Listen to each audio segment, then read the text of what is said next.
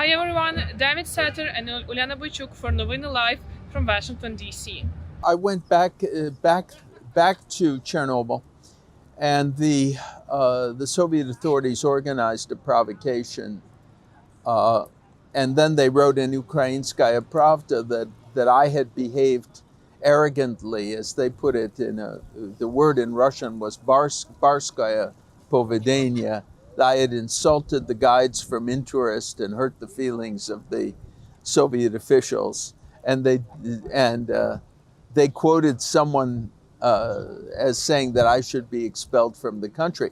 And shortly afterwards, there was an attempt to expel me from the country, but it failed because I was an American working for a British newspaper, the Financial Times.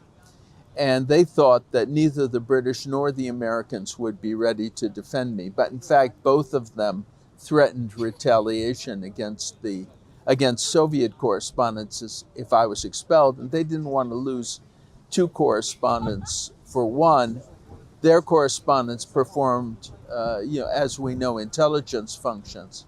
So I was able to stay on, and I continued the work that eventually led to my first book, The Age of Delirium: Decline and Fall of the Soviet Union, which, by the way, has been translated into Ukrainian.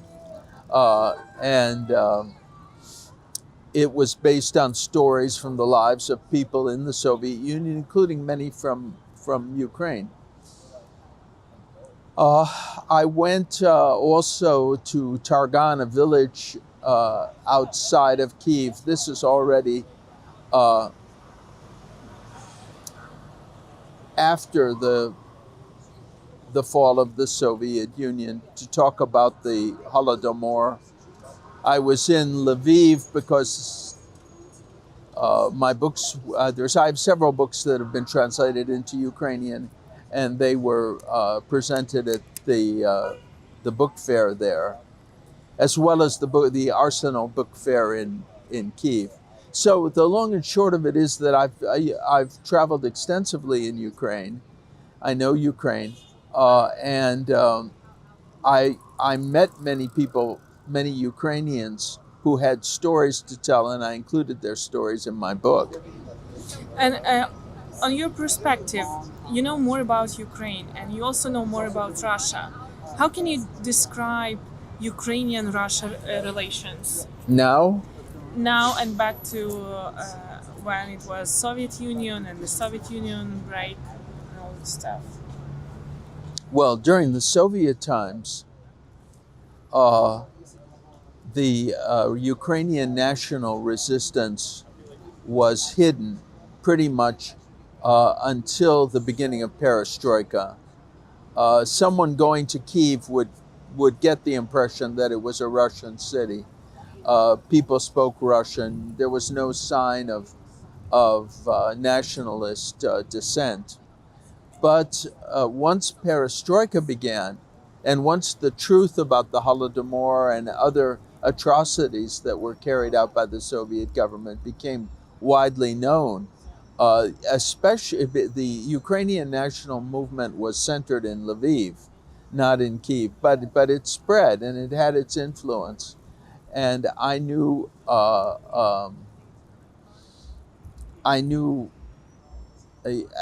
activists from Ruch, which was, as we know, the Ukrainian national movement, and their struggle to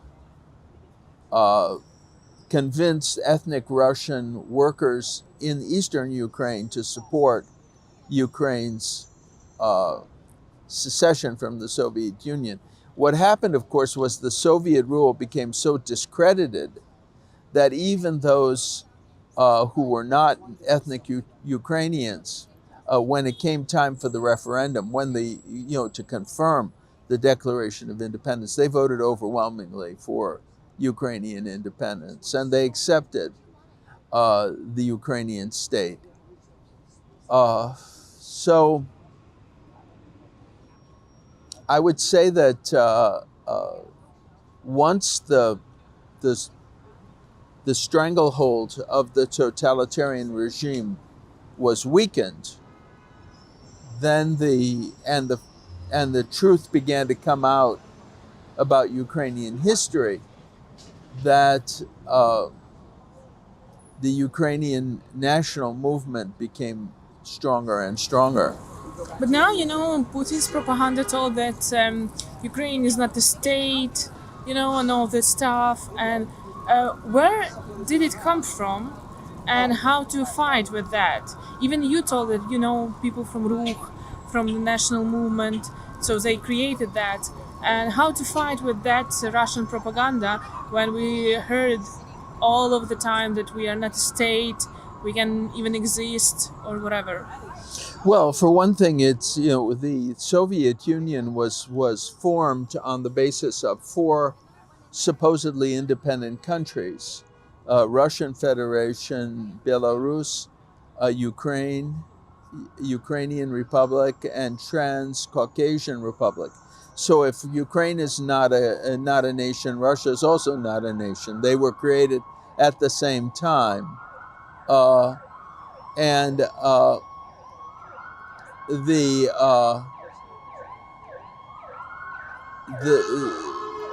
Russian government signed a treaty of friendship with Ukraine in 1997. In 1994, when Ukraine gave up its nuclear weapons, Russia signed a protocol which obliged Russia actually to defend Ukraine's frontiers. And Putin himself said in 2020, when he had this press conference with Leonid Kuchma, joint press conference, that Ukraine was an independent country, had a perfect right to join NATO. So, this is all propaganda on the part of Russia. They know perfectly well. So, and all, the other countries that were created after the breakup of the Soviet Union include Latvia, Estonia, and Lithuania. They're members of NATO. Are they artificial nations too? And what about Poland? I mean, that was once under the control of the Russian Empire. It wasn't part of the Soviet Union. Certainly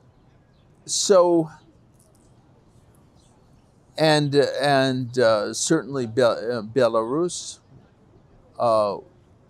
So, they can claim anything they want, but and the countries of Central Asia and the Caucasus, but in fact, these countries are independent nations. They've been recognized as independent nations. They and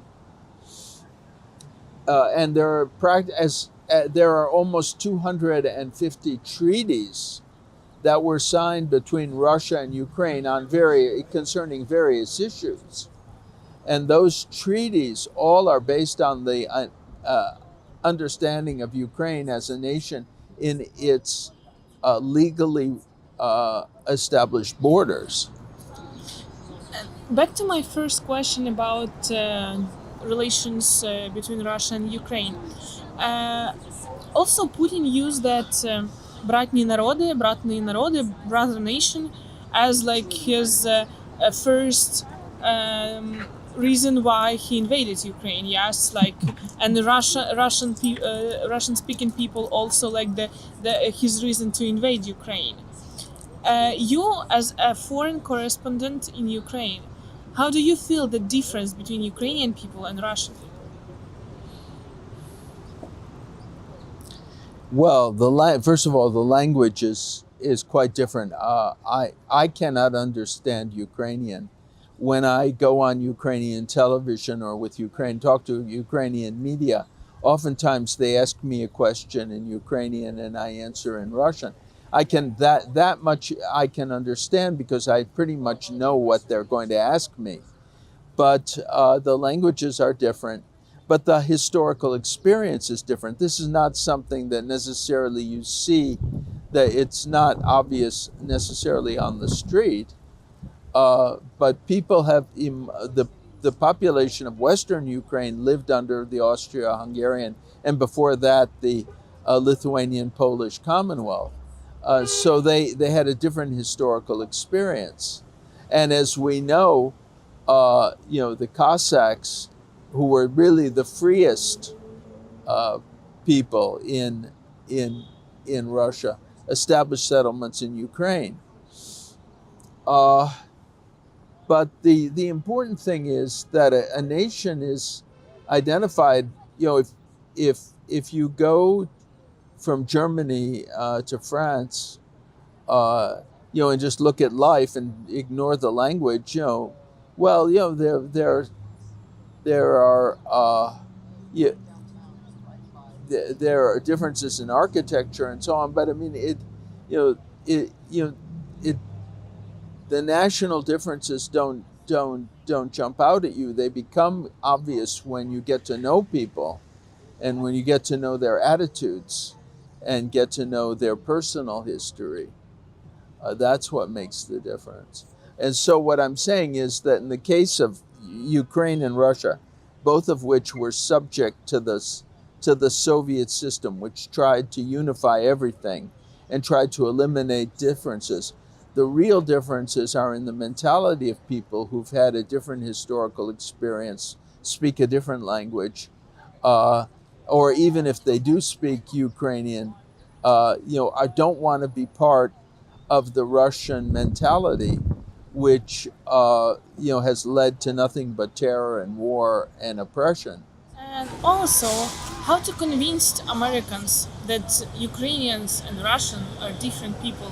Except when we have that recent Steve Wilkov told that we need to give up our territory, our Russian-speaking territory to Russia, and I think that maybe it's like influence of Russian propaganda. No, Yes? certainly it is. Yes. And how can we convince those people that it's not cool and it's not right to tell like this? Well, we can try to convince them, but the person who will convince them is Putin, because the fact is that he will not be satisfied even with those concessions, and they will surely realize that only that Putin's demands are so unreasonable that Ukraine has no alternative but to fight.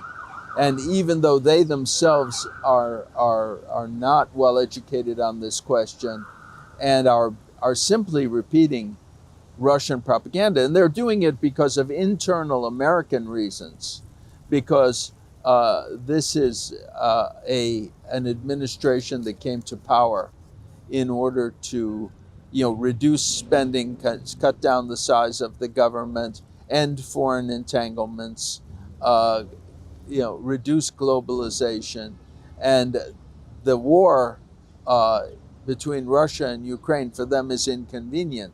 Also, Trump suffered an impeachment attempt because he tried to blackmail President Zelensky into pursuing a case against, I think it was either Hunter Biden and his connections with Burisma in Ukraine.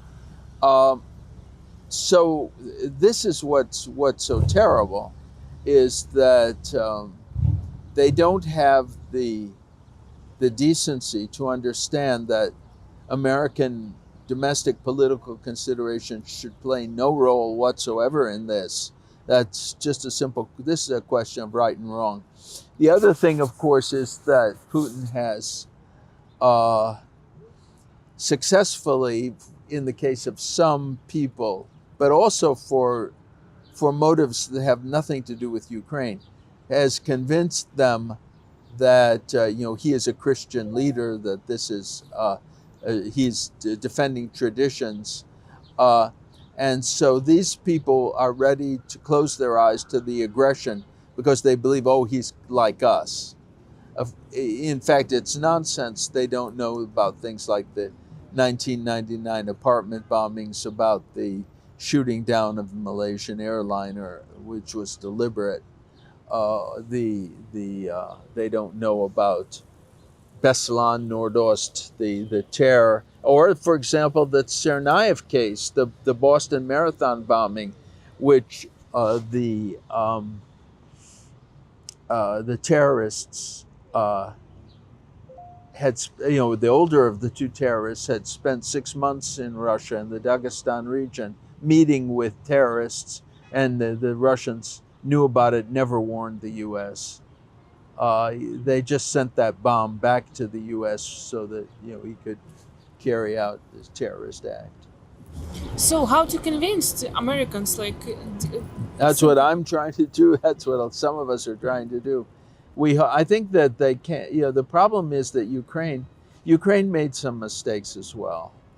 They allowed themselves to become involved in American domestic politics. I mean, the corrupt relationship between Burisma and the son of someone who then became president, was, and as well as there were other situations in which they worked against Paul Manafort and used the so-called black ledger, which is not really clear what's in that ledger, but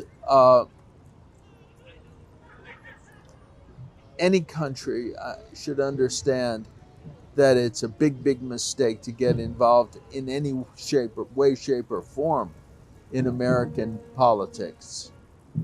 Just let Americans fight among themselves. I mean, do you think that America can fight with? I mean, in this Ukraine-Russia invasion, yeah. I mean, this huge problem. So we need what to do? We Ukrainians, what do we need to do with all this stuff? We need to do it by ourselves or have our partners in Europe, in US? How to solve this? Well, we have to. I mean, I think Ukraine can win this war, but they need the support of the outside world, because an army that is defending its homeland will always be more powerful than a mercenary army composed of people basically fighting for money. But it requires an awareness on the part of the United States that this is a question of principle, though this is aggression that we cannot allow, and we certainly cannot endorse it. And this is the first time that America has taken the side of the aggressor against the victim. Based on your experience, how Ukraine can defeat Russia, or how Ukrainians can defeat Putin with his imperialistic desire and with all this stuff? Well, I mean, the Chechens defeated the Russians in 1996, and they were just a small group. I think that if what would be really critical, and Trump has mentioned this, is what we call secondary sanctions, sanctioning those who buy Russian oil to force a settlement. Now that, and if measures of that kind are adopted, I think the war could end fairly quickly, actually, because the Russian economy is weak. They also could provide them with Tomahawk missiles. That's really long-range strike capability. Maybe you have a message you want to share to people who will watch the video, or I haven't asked you something and you want to share something into this.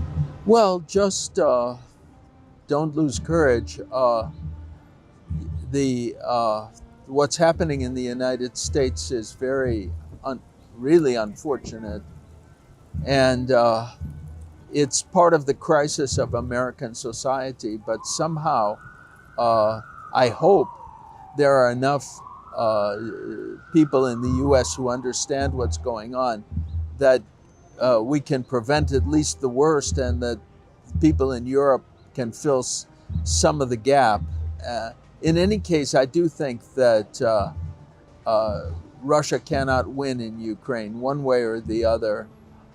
This attempt to impose their will on a country which wants to be free, wants to be independent, most of all wants to break away from the Russian mentality and adopt the mentality of the West, which is respect for individual rights and freedom. And I hope and I believe that eventually they will win.